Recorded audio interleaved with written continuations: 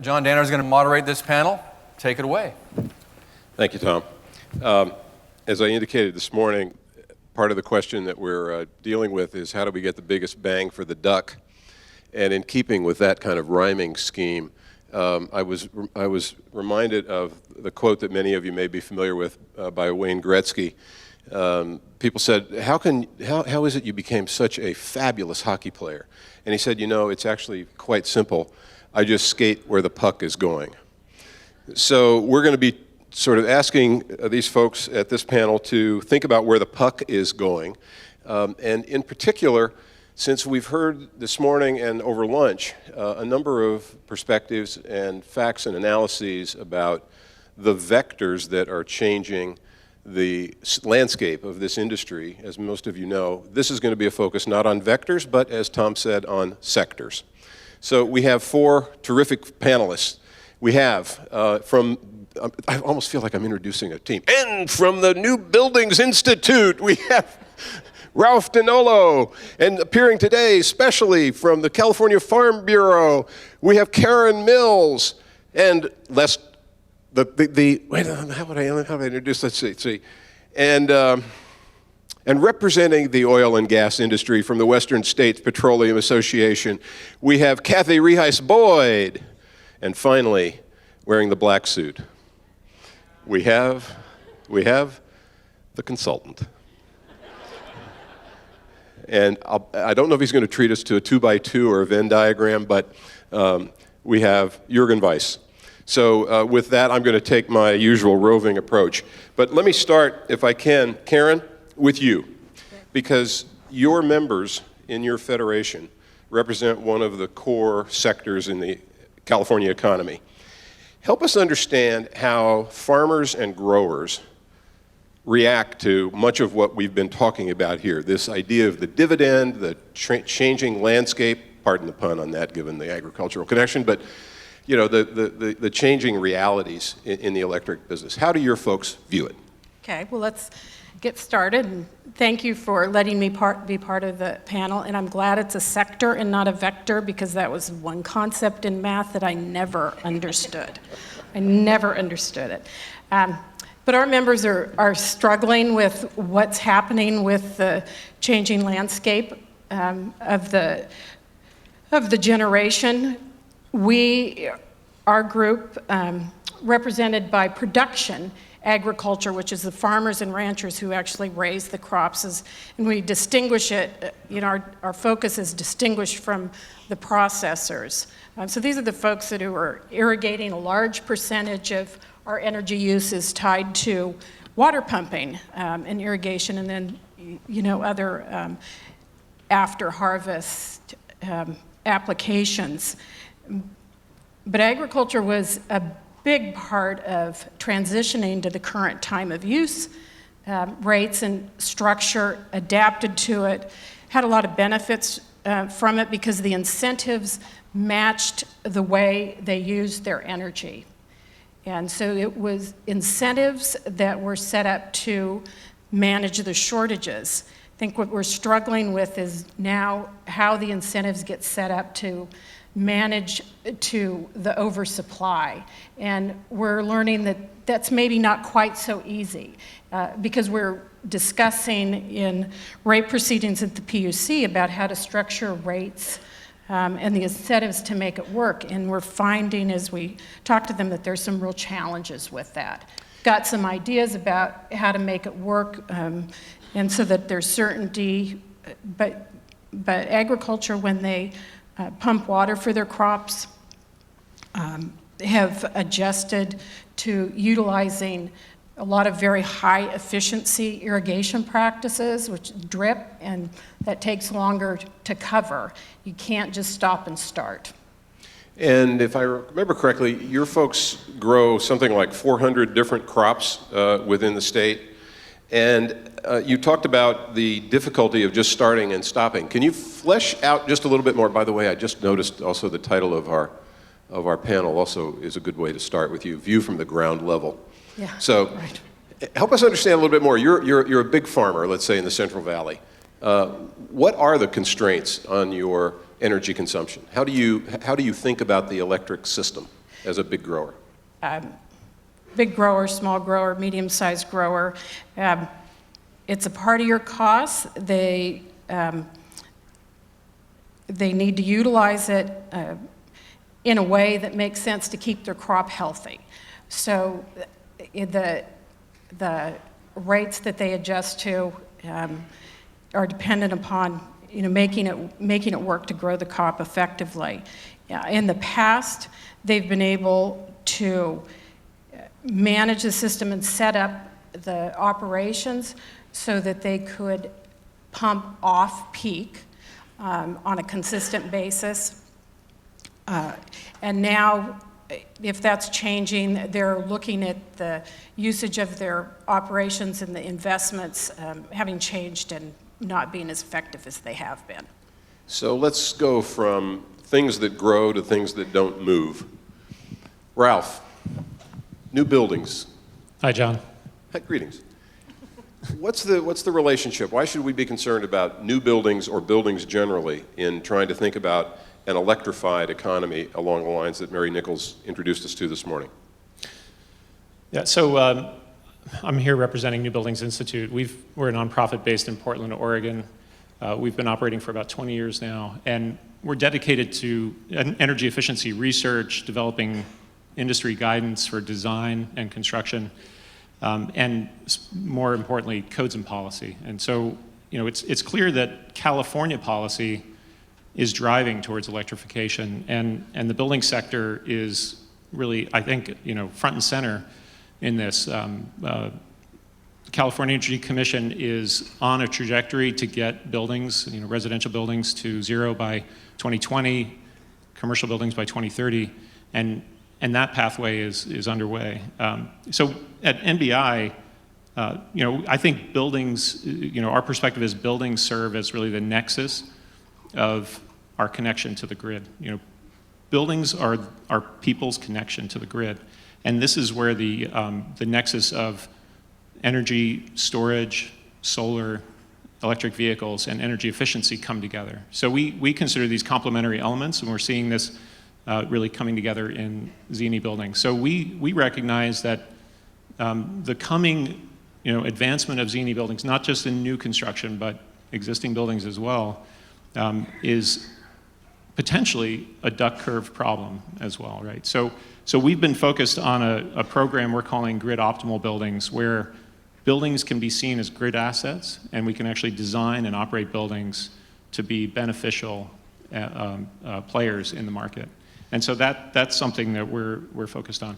In terms of electrification, we're seeing these buildings as they advance, looking at what I'd like to focus on strategic electrification, right? So how can we save energy, reduce pollution at a lower cost? And I think that this is something we're seeing play out in the building sector. Kathy, if I was listening carefully enough this morning and over lunch, much of the conversation, I imagine, has a kind of double-edged sword impact on some of your members at WISPA. How is it that the oil and gas, petroleum business reacts to this potential opportunity for additional electrification, and obviously with it, an increased reliance on renewables?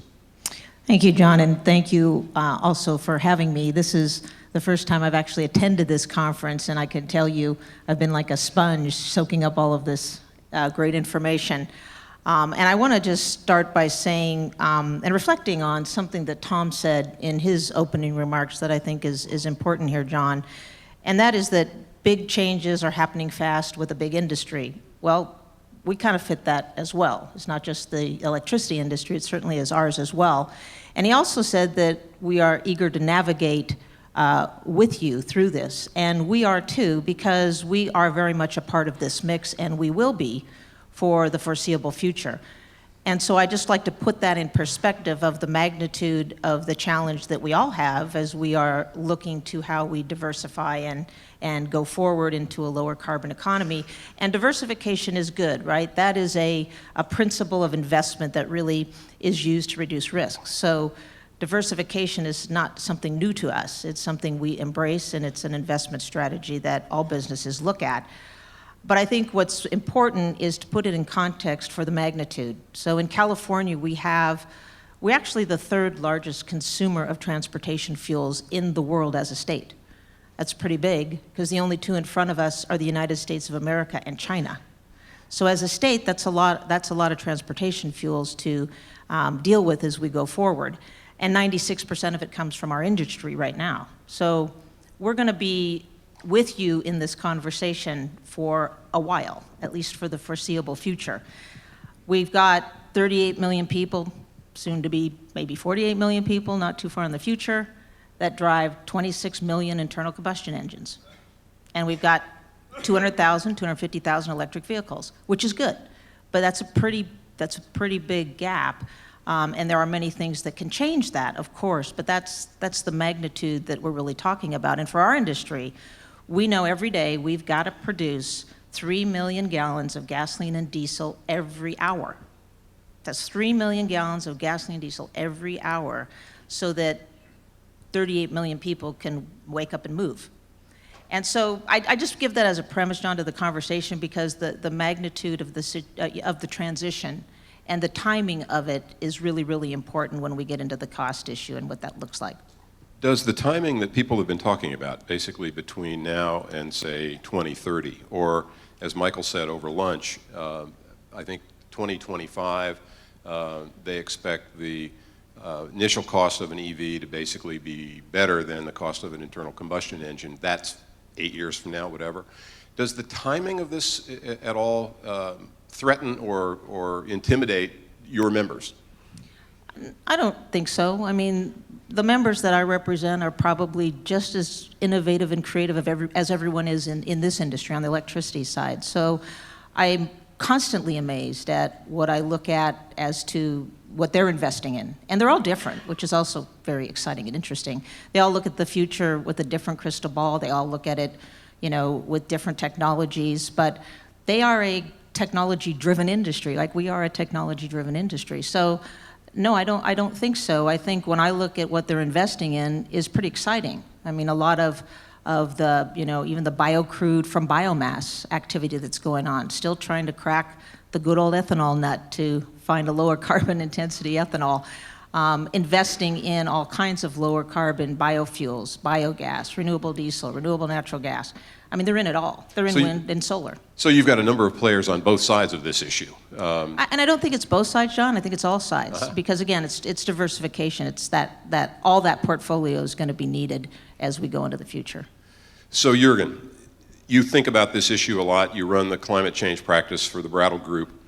What's your view of this question, the electrification? What does it mean to the economy? Where do you think we should be focused?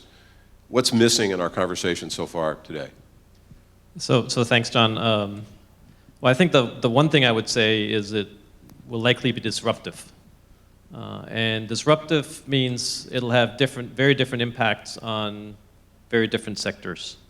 And I think it's sort of everybody, in all sectors, including us here, and other industries not represented, are trying to see this in a very positive light. And there are indeed lots of opportunities. But I think it's nonetheless true that electrification will result in tremendous shifts of where value added is.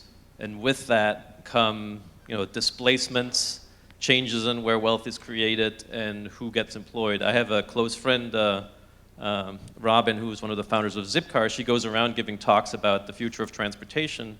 And whenever she talks about the future of transportation, she focuses less on the electric part than on autonomous driving. In the same sentence, she mentions minimum guaranteed income for the simple reason that, in most US states, some form of driving is the largest source of employment. And so that's obviously not the electric side, but just to give a sense of the magnitude of the transformation and disruption that might occur.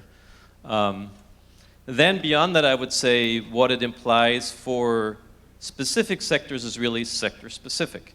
I suspect we'll talk more about transportation. My sense is in the transportation side, there are many drivers other than the climate change concern that suggest... No pun intended there, right? Yeah. Many factors, many drivers beyond climate change that suggest that we're going to see electrification of transport. And the pathway is probably through business model innovation, like the shared, Ubers, Lyfts, et cetera. It's through autonomous driving, and with that, probably a move towards fleet vehicles, where total cost of ownership becomes much more important than it is for individuals owning and buying cars. And so even if you had no carbon pricing policy at all, it's quite possible that that industry will go through a radical transformation with many, many elements. If we move to a fleet-based system where we have shared riding, where the Uber or the Lyft drives around like cabs drive around today, we might get the same transportation services with 10% of the vehicle fleet. So for car manufacturers, that has big implications, right? If they're electric, it will have implications for the sort of fossil fuel itself, because that's part of the oil and gas supply chain. It obviously will see its demand drop if you substitute electricity for the oil and gas. What it means for other parts of the delivery infrastructure, we had a discussion earlier. Obviously, the oil and gas companies operate lots and lots of gas station infrastructure. Does that become repurposed and become part of a new delivery infrastructure? Beyond that, to talk to Karen's point, for example, my sense is the focus of electrification in many states is primarily on the individually owned vehicles. It's much less on the other elements of the energy system that could also be electrified. On the transportation side, that involves, farm equipment, for example. And there are probably similar reasons to the ones I mentioned in the sort of regular car sector that will push tremendous changes to how farm equipment will be used. It probably makes sense for it to be autonomous. When it's autonomous, it's much easier to make it electric because you can have the tractor sort of self-drive itself back at whatever time to the refueling station, so to speak.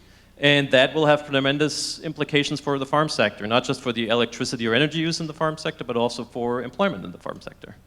So Karen, does that make sense to you, that Right. view of autonomous tractors and combines and? Right, and pervasive through the farm operation, that they're seeing changes about robotics which increasing electric load, right? You're already seeing it in packing sheds, dairies, to some extent, robotics for milking cows rather than having people manually to go connect. So you're seeing that already, and the idea of having spray equipment or tractors be autonomous throughout. And this is what's driving it, is not just practicality or the greatest new cool technology, but it's labor implications and costs and availability. And so there's a lot of movement in that direction because of the pressures with respect to labor availability in the sector. And so we're going to see more of that. It's just a matter of whether it's cost effective or not. As those types of technologies become more prevalent, it'll become more cost effective as they look to replace their equipment. Yes, I think that the electricity demand will go up as a result of some of the technology changes that we're seeing in the agricultural sector. So Ralph, we talk about electrification, you talk about buildings, both Kathy and Jürgen have talked about transportation. I'm inclined to sort of come up with a quick acronym here. This is the big bet, right? It's buildings, electrification, and transportation. What exactly makes you optimistic about the building sector in particular, given the kind of glacial pace at which it tends to get refreshed? Well, I think there's been a lot of movement in policy, and I think one of the things to emphasize is ultimately what we're looking to see is policy innovation, or policy as innovation. It's interesting. I was just going to connect with this. The shift that's happening in the building sector.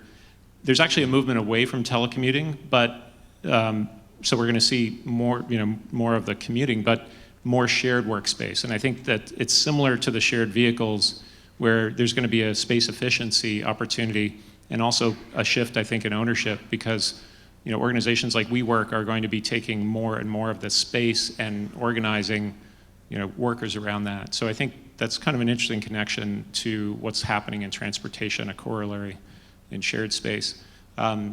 But the innovation on policy, and why I think we're optimistic, is because we know that the movement towards benchmarking, right? So having AB 802 in place and benchmarking buildings, we know a lot of building owners don't know how much energy their buildings are using, and it turns out that the energy use is not a significant part of their bottom line. However, when you start to transform buildings because of the competitive forces, when you have benchmarking and transparency, people start to act on building efficiency. And I think that's kind of rising tide that raises all boats. You get new construction happening where you've got the new Class A building, kind of moved, the movement of LEED basically created a new Class A, right? LEED Platinum, LEED Gold as a classification. And I think that we're going to start to see, zero net energy and well buildings being the new Class A, right? So that rising tide starts to shift the existing buildings market. And so I think we're going to see a real transformation about healthy and very efficient buildings. And so existing buildings, we know the technical potential of existing buildings. We can reduce energy use by 50 to 75% in those buildings. We can get them to zero. If we can get their energy use intensity down to about 20 to 25,000 BTUs per square foot per year, we can get those buildings to zero. So we're seeing evidence. We've got, in our database, we've got nationally about 440 buildings representing a majority of the states and the climate zones and building types. So there's great evidence that we can do it. California, in our database, California has a quarter of the zero net energy buildings nationally. So it's happening here. I think this is where the innovation is really happening in getting to zero in the building sector. And then I think the codes and the policies are also really driving this transformation. So again, California Energy Commission is really moving this. I think in terms of electrification, there's a couple of challenges. One is cost effectiveness and how we calculate cost effectiveness today and the changes that are needed there. And then I think, well, sorry, you were gonna. No, I'd like to come back to that if we could, because I think that's an issue that cuts across all the perspectives of each of you. What I'm curious about, Kathy, from the vantage point of WISPA, do you see your industry as in a downward transition, or is there a role for WISPA, in effect, taking Jürgen's thought about creating new business models and becoming, in effect, a visionary and missionary for the kind of future that we have that may be radically different in terms of the role that your companies have traditionally played? Do you see them as not just riding a slow slope down because they're victimized, in effect, to some extent by electrification, or do you see them as potentially pioneering new models that the rest of us should be looking at? I think they're very pragmatic in making sure that they can still do what everybody expects every day, and I use this phrase often, is to just, all of us do this, right? We wake up and we want to turn our lights on, heat and cool our homes, and drive from A to B affordably. Well, we have to still do that, and as this transition is taking place in California in a large way, 96% again of the transportation fuels. So they're not going to give up on their core business. How can we? The world would stop, right? I mean, we've gone from the horse and buggy to where we are today because of this industry. We've had a large part in that. But they also are very visionary. I mean, that's what's exciting about this industry is they're, like I said, they're one of the most creative, innovative, technology-driven inventors that I know.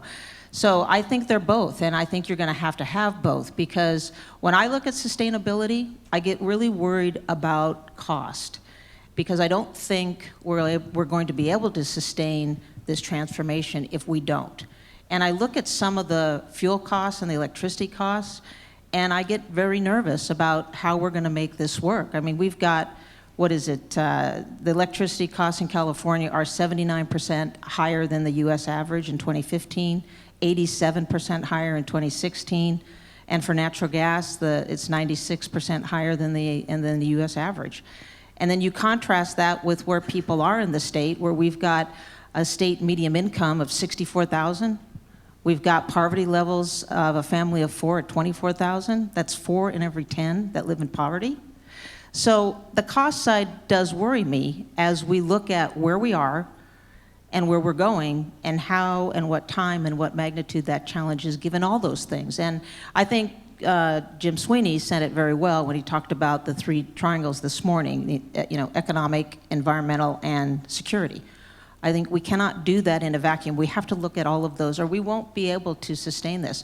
You heard Chairwoman Nichols talk about the aggressive goals for climate change, 40% reduction, 1990 levels by 2030. We stepped forward as an industry to support the cap and trade extension past 2020. I mean, why? Because the cost is astronomical. We have to have a way to do these reductions and still be able to provide adequate, reliable, affordable fuels as we move to the future. So to your question, John, I think we're both. Jürgen, how do you see this rate challenge that Kathy just articulated? Yeah, no, I think obviously the impacts on the average or the median consumer is incredibly important. But I think I'm somewhat optimistic, actually. I mean, we've heard throughout, including over lunch, that if the cost of electricity from renewables hasn't reached parity with the conventional existing, electricity generated from existing resources yet, that is not far off. And there is no reason to believe that the cost of generating electricity from renewables will all of a sudden start increasing dramatically. And by the way, electricity consumption that's not electrified transportation represents just a couple of percentages on average of disposable income. So the cost of electricity, even if it were slightly higher by moving towards more renewables, is unlikely going to be very disruptive on average. That does not mean that there aren't vulnerable populations that we have to think about, but so that I think is important. I think it's also likely that due to progress on the electricity side, but also due to progress on the electric vehicle cost side, that on a total cost of ownership basis, which I don't think anybody knows what that is really, but anyway, so in terms of affordability of transport, electrified transport promises to be not more expensive than transport is today, and today transportation in the United States is extremely inexpensive. So Norway has $9 a gallon gasoline prices. And that instantly does not take into account the potential cost reductions of transportation that come from these other innovations in the transportation sector. There are certainly some analysts that suggest that the confluence of electric vehicles, autonomous driving, ride sharing, the emergence of transportation as a service has the potential to dramatically reduce the cost of transportation on a cost per mile basis. So I would argue, while we have to be careful about and cognizant of those impacts, obviously, on people's incomes, there's also a tremendous opportunity for this actually to open up transportation to populations that currently don't have access or for whom it is expensive. Are you convinced, Kathy? Not entirely. But I think the other really important thing for our industry, since we will be in this with you, and I would say, frankly, in partnership with you as we go forward, and we still have to supply 3 million gallons of gasoline and diesel every day until we figure out what that looks like. But for refineries, we can't forget that they have to have steady supplies of natural gas and electricity to operate. They cannot turn on and off. They have to be 24/7 on base load. So the issue of reliability is really, really important. You heard Steve talk about maintaining reliability and management of cost. I talked about the cost side. The reliability side is just as important for us to be able to continue to move the economy while this transition is taking place. So I want to make sure that that's why we were so involved in the Aliso Canyon discussion, because of the need for steady supplies of natural gas and electricity. So, we'll just see where it all, how we partner on this as we go forward will be very, very important. I was in a PUC conversation, I think it was a thought leaders conversation about 6 months ago, and I was over there with our natural gas utility friends, our electric utility friends, and what just occurred to me in listening to that conversation is how different it is now to where it was 10 years ago, because we all had like our own swim lanes, right? We were transportation people and utilities were electricity people. And although this doesn't work in the Olympics because you have to kind of stay in your swim lane, now we're all over each other's swim lane. So I think that's exciting. I think that's where a lot of the creativity and innovation is going to come from. And we have to be in that conversation with you and part of it, or we won't, in my opinion, be able to go into anything sustainable. Or maybe, using the swim lane analogy, maybe everybody needs to be in the mixed medley, right? You've got to now be good at multiple strokes, and you're all competing in exactly the same mix of strokes. You know, Karen, it strikes me that the ag sector is obviously concerned about these issues because you are buying a lot of products from the oil and gas industry, and yet you're also a producer and you're a consumer of electricity. How concerned are you and your members about the rate impacts of this move towards electrification that we talked about this morning? Right, I was just thinking about Jürgen's and Kathy's comments, and if I could comment a little bit about certainty. Sure. So the transition to time of use rates and how the pricing has dovetailed well with drip irrigation, but there's also been a transition in the agricultural sector in California toward more permanent crops. And by that I mean those that stay in the ground, for example, walnut trees, pistachio orchards, that type of crop that are permanent. They last 20, 30 years versus tomatoes, which are an annual crop. And so you need certainty when you're investing and you're putting in capital costs of that magnitude for that period of time. You want to have some certainty about what your costs are going to be and how the operations are going to look like, and what the manner in which agricultural customers use their electricity is based on tariffs. Those end-use tariffs that they see. And they've been fairly constant for the past 20, 30 years. What we're seeing now with the changing relationship of the generation is that those maybe aren't going to be certain for more than 5 years at a time. Well, that's going to have a tremendous impact. Our members want certainty. They want to be able to know how to plan, because there's very little about their operations each year that is certain. Whether it's water, or what the weather's going to be like, or what the price is going to be like. In 2008, walnut prices dropped by half.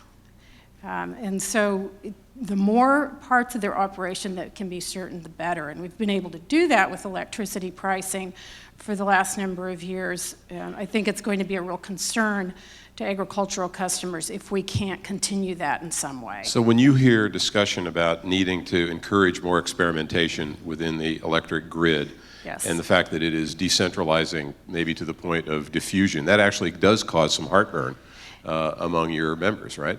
Right, it does. And one of the advantages that they've had and have been able to take use of is net metering. And they have been able to utilize that for the past number of years. It was a big game changer a few years ago when we were able to do something called net metering aggregation, because agricultural customers also are very different from other types of commercial customers in that they are geographically challenged, and that is that they have multiple accounts. I mean, a small to mid-sized farmer will have 25 different electrical accounts that they manage, and so they're able to aggregate those and offset for a single generation source, and that's helps, and it helps them be able to predict what their costs are going to be.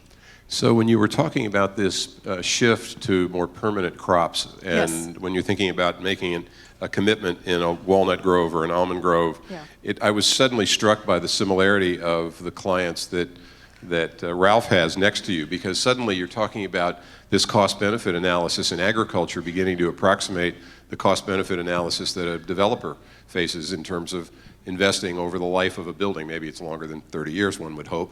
How do you see this cost-benefit analysis playing out? Because you mentioned it earlier, Ralph. A couple of different ways. I would say, for one thing, there's a clear distinction between the owner-occupant of a building versus a merchant developer, right? So or a multi-tenant building owner. So it's clear that the sector that's going to move forward as quickly as possible is this owner-occupant market, because they've got a longer time horizon. So you think about what is called the MUSH market, right? Municipal, universities, schools, and hospitals. These owner-occupied buildings have Doesn't rhyme with puck, but that's all right. Yeah, or duck. So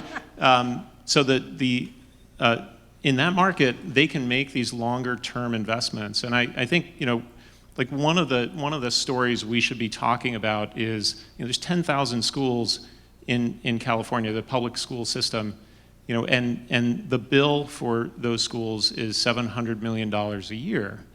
Nationally, it's $8 billion a year.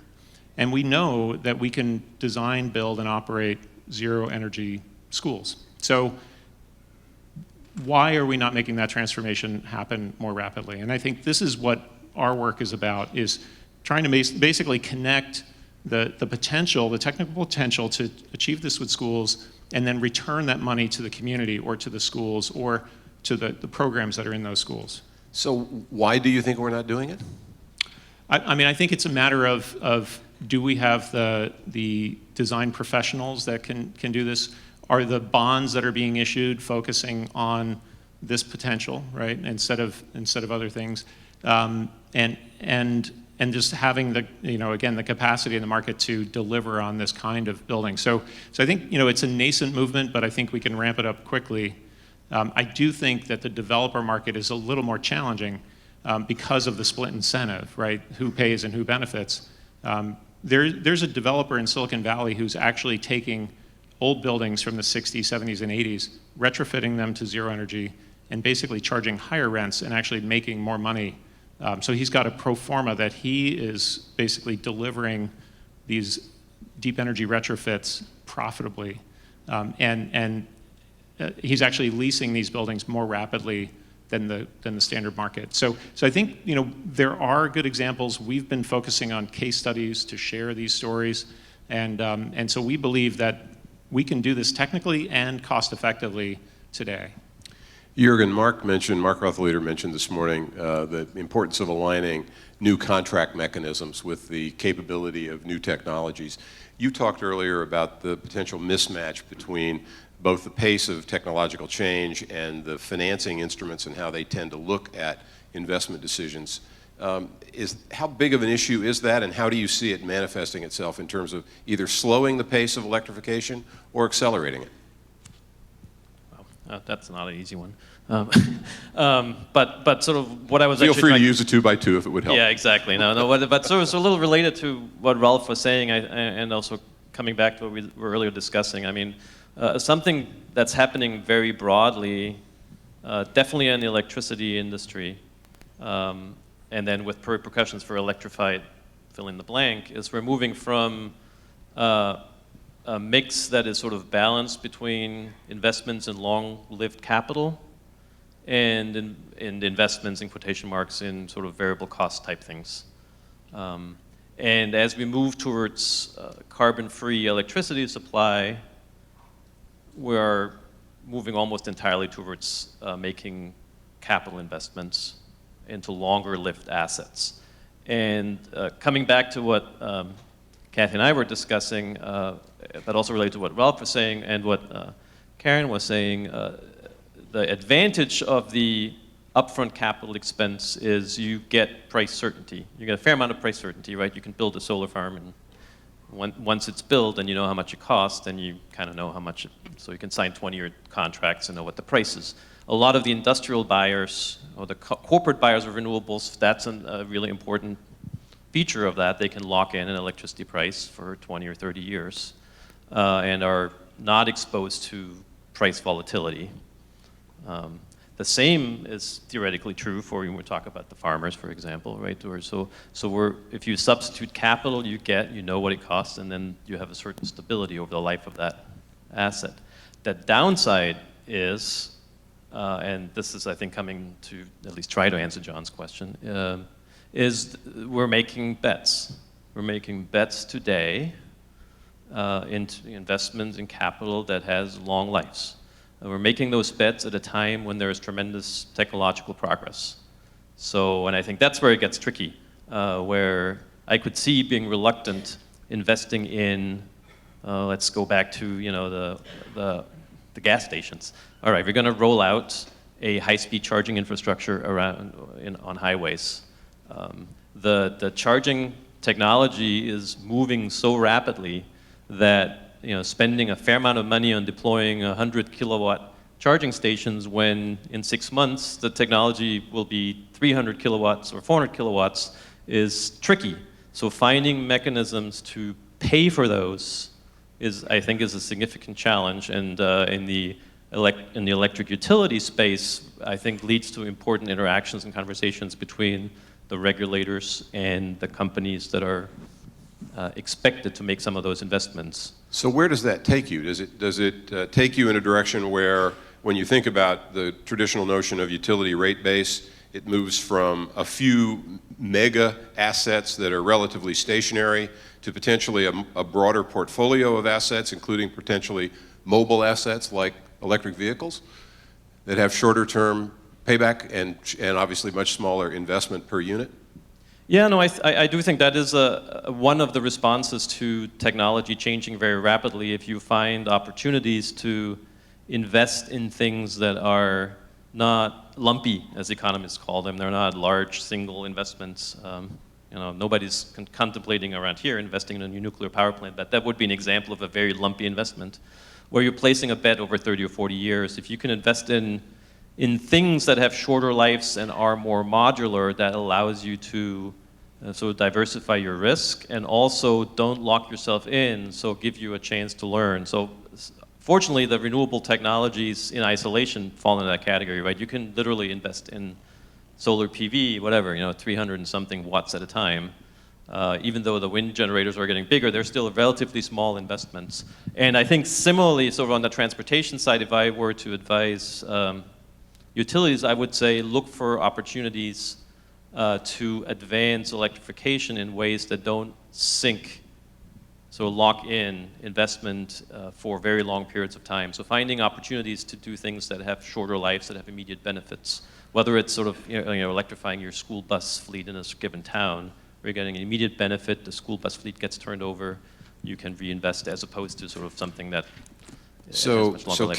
Kathy's customers need reliability. Karen's customers need predictability. And we've talked about making bets of different scale and with different complexity. How do we avoid the big bets of the sort that Germany, for example, made? Some of you may have seen the article in the New York Times a couple of weeks ago giving a kind of status report on Germany's approach to decarbonization. And as I recall it, it was about a $220 billion investment. It was significantly shaped by, obviously, the decision to shut down the nuclear part of their portfolio. But the report seems to suggest that it has been, at best, a kind of checkered record. How do we in California, or in the West for that matter, avoid making those kinds of big bets that prove to be, in the proverbial 19th version of this symposium, things that we wish we perhaps hadn't? Should I try that as a German? Let me come back to you, Kathy. What about you on that one? And then Jürgen, of course. I think Michael, our lunch speaker, he hit it on the head, is that if we are not smart about this, we will find ourselves in that same situation. And so I think we will figure it out, because there's everybody in this room and everybody in my industry and everyone else who wants to figure it out. So I think we really need to try to do it smart. We have to look at the magnitude of that challenge, as I gave you some of those earlier facts, and we have to look at the time that it will take to do it, so that the costs don't go through the roof, so that we can figure out how to sustain it. So, it's sort of all of those things as we go forward to avoid what happened in that case, John. So it sounds as if you've got one foot on the gas pedal, in the sense that you're supporting the broad policy agenda, and a part of a foot on a brake, saying, hey, let's not do this too rapidly, let's not get ahead of our headlights in terms of what we really know and can invest in. Is that stretching the metaphor too much? Or? No, not at all. I think you summarized it really well. And the only other two things I'd say is, there's a real opportunity here also for our industry, who not only buys natural gas and buys electricity, but we produce it as well. In the refinery, we use cogeneration a lot for steam and electricity. We'd love to have more opportunity to get that on the grid and to the market. So that's, I think, one opportunity that we would like to see advanced as well. And then I just want to give a plug for plug-in hybrids and hybrid electric vehicles, because it's a great technology that I think it might make it a little more difficult to go full battery electric, because they have such a good benefit and minimize a lot of the risk. But I think we've seen a lot of improvements just in that area with the hybrids. Jürgen? Sure. All right. So it's hard to disagree, or at least it would have been hard to disagree until about a year ago, that we should be smart about doing this kind of stuff. But I think in the electric utility industry in particular, there is often sort of a notion of optimality. And I think, go back to my first statement, it's hard to optimally plan a revolution, or it's hard to optimally conduct a disruptive transformation of the economy. There are elements of that involve sort of placing smart bets. So I'll comment, I was going to give a plug for the second part of the conference tomorrow if it charged anything and weren't sold out. So, but your answer is there tomorrow. But I think my guess is characterizing what Germany has done so far as kind of a futile, very expensive exercise is very premature and somewhat unfair, because it is Monday morning quarterbacking, basically, right? So the fact that California can do this smarter, meaning cheaper now, is in part because Germany did it apparently not so smart and earlier. So there are spillover effects that have benefited the rest of the world, and I've heard German sort of politicians say that was quite deliberate and fine, and is part of some kind of cooperative sort of game over time. Makes sense. But even that being said, I think the jury's actually out on whether or not this was a very expensive way to do it, because we haven't really observed what the benefits of it are.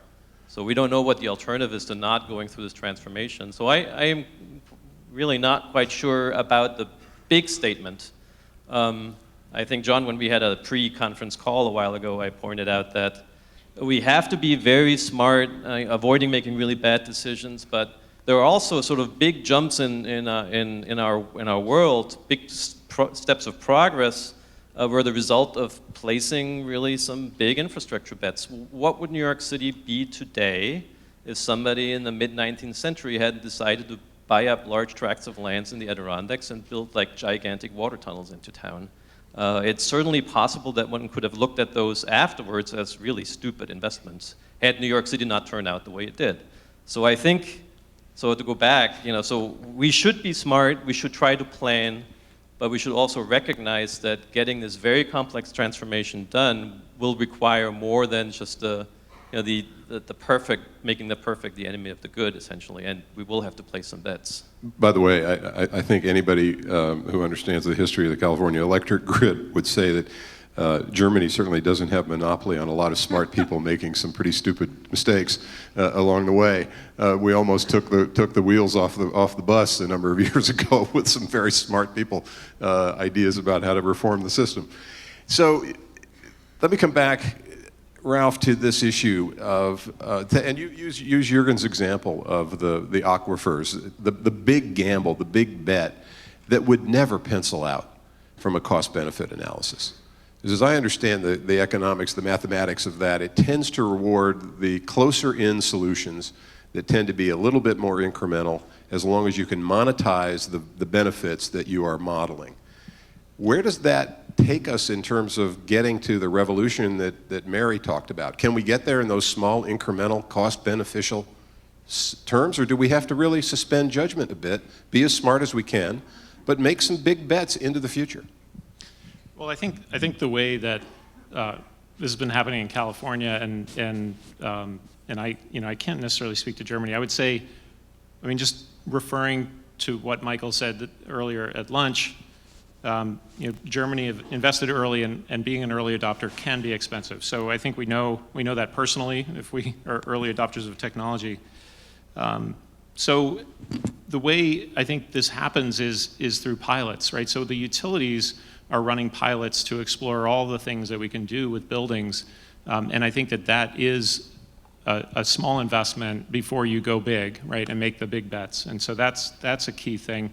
I think that one of the things we're exploring and trying to daylight are the barriers, right? So the current barriers, for instance, cost effectiveness methods that basically are disadvantaging electric appliances because the cost effectiveness model was designed a while ago before the policies that we have today. And I think what we're trying to do is basically marry up the climate and energy policies with the technology deployment in the building sector. And I think that there's work to do there. And I think the other thing we're tackling is we have a big challenge of federal preemption of heating equipment, right? So we're when it comes to getting the technologies into the buildings and into the codes, we have barriers. And those are the things we really need to focus on. So what's happening, I think, is we're actually spending more than we should be because those policies are in place. So I think there's this perverse situation going on where the policies that are really trying to drive cost effectiveness might not be giving us the right signal in the market. So let me give each of you an opportunity to make the big recommendation, right? You're the czar of energy futures, let's just say for the state of California. Think about the 1, 2, or 3 very practical steps that you would recommend that you think would advance the kinds of issues that you've shared with us today, whether it's from a sectoral point of view or a technological point of view or a policy point of view. That's your call. So let's go maybe one apiece initially, and then if you have some more, we'll come back. Karen, you want to start? Sure. I'll start. So one of the, I think, biggest impediments for the agricultural sector, and remember that we're in rural areas, that's where we grow our food, to advancement to utilize technology and some of these opportunities that we're talking about moving forward and being smarter about how we run our operations and being able to take advantage of the changes that are going on. So we need to have better broadband availability in the rural areas. There are places in the state that have essentially none. There are places that have very limited capacity for it, and so many opportunities for monitoring crops and how you use it, and then being able to optimize how you use your electricity and pumping are being minimized and marginalized because they don't have the connectivity that's necessary to take advantage of it. And so that is one. So telephony before electrification. There you go. Kathy. I guess mine would be probably maintaining reliability and managing cost and understanding that diversification of the portfolio is really, really important as we go forward, and that we as an industry are going to be a big part of that. Jürgen? Sure, I'm going to go to suggest that the relationships and the dialogue between the regulators and the regulated probably ought to evolve towards discussions that go beyond sort of the current and traditional ways to assess potential investments, to sort of take into account the fact that the traditional cost-benefit tests that look at minimizing electric bills, for example, are not the right. They're not drawing the border wide enough. The fact that the regulated entities will have to make investments ahead of the puck. So it's like, to go back to your, it's like the utilities may have an opportunity to push the puck in a certain direction that is ultimately, in the long run, beneficial for everybody. So the emphasis ought to be not on whether the benefits are sufficient today, but somehow manage to understand how investments today sort of have dynamic importance and impact. And the final one is going back, how do you allow utilities to make investments that will, with some certainty, turn out to be the wrong investments, because there's so much uncertainty, and yet there is a necessity to make some investments today. So be willing to allow invest, some more risk in some ways, or in a smart way. Spend where the puck's going, or be out of luck, I guess. Ralph. Yeah, so if we're thinking about where the duck is flying and, and skating that direction, we believe again that buildings can be this nexus of this clean energy economy. So, but what we need to do is really understand how buildings can be, and the technologies we're integrating into these buildings can be a grid asset. And so I think this grid optimization of buildings basically takes a big part of that that ramping and the challenge of the duck, and basically designs buildings that will develop a load curve that is going to take care of it, right? So the duck can fly, and buildings can really be the place where we can make the duck fly. John, I was just going to tell you, we have a lot of members who would probably just like to shoot the duck. As opposed to have pigs that fly. Yeah. Any final comments from any of you? I could do one more. Go ahead. Yeah, and so it was interesting to listen to the previous panel about and we've talked about reliability a fair amount. And that is a really important topic. But I would also suggest that we ought to move a little bit from the reliability discussion we are having most places, which is focused on relatively short-term timeframes. So we talked about, is it seconds or is it hours?